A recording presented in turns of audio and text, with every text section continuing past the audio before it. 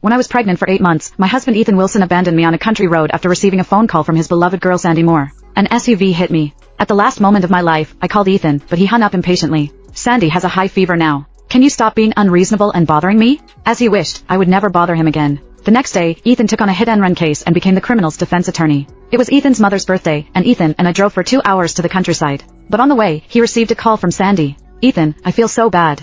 I have a high fever. Hearing Sandy's weak and helpless voice, Ethan immediately panicked. Sandy, don't be afraid. I'll be there right now. Wait for me. Seeing Ethan's anxious look, I felt depressed. Whenever Sandy called him, Ethan would drop everything and run to her without hesitation. I tried to persuade him because we were only several miles away from his hometown. Ethan, we're almost home. You should go home and meet your mother first. Ethan parked the car on the side of the road and glanced at me with disdain in his eyes. Yolanda, what's wrong with you? Didn't you hear Sandy say she was sick? You go home and celebrate my mother's birthday. We are not far from home, and you can walk home. Sandy can't take care of herself. I need to hurry over now. I looked at Ethan in shock and disappointment. Ethan, I've been pregnant for 8 months. The doctor said that I'm at risk of premature birth at any time. Ethan glanced at my belly with disdain and snorted coldly. Yolanda, you know how you got pregnant. I married you only out of responsibility. Don't try to threaten me with this. It will only make me sick. Ethan's words were like a knife stabbing into my heart, making me unable to breathe. I had always known that Ethan married me just for the baby in my belly. In his eyes, I was just a woman who would do anything to marry him. But that night, it was he who took the initiative, but in the end, he said I did that shamelessly to marry him.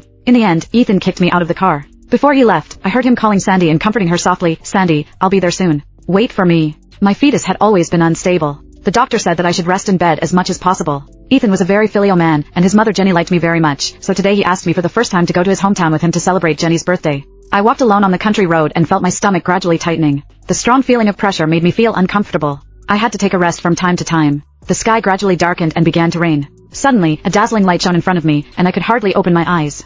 I saw an SUV speeding towards me. I tried to dodge it, but I was hit by the car and flew away. The moment I fell, I felt my internal organs shattered and great pain over my body. I subconsciously reached for my belly, and there was the blood mixed with the rain. My phone fell out of my bag. I looked at the dimly lit screen and pressed the shortcut key with trembling hands, calling the emergency contact. The phone rang for a long time before Ethan answered it. Sandy has a high fever now, and I'm about to take her to the hospital. Can you stop being unreasonable? Stop bothering me. After saying that, Ethan hung up the phone without hesitation. As I listened to the busy tone coming from the other end of the phone, I fell into despair. The SUV stopped to the side, and after a long time, the person in the car got out. In the last moment before my consciousness faded, I heard a trembling voice calling on the phone. I hit someone, and I don't know if she's dead or not. What should I do? Are you sure that if I kill her, I will bear less responsibility? Then he started the car and ran over my body again. When I opened my eyes again, I had turned into a soul floating in the air. Before I could take a last look at my bloody corpse, a gust of wind blew me to Ethan's side. Ethan and Sandy were sitting on a bench in the emergency waiting area. Sandy looked weak and leaned on Ethan's shoulder, her face full of sweetness and happiness. At this time, Ethan's phone rang.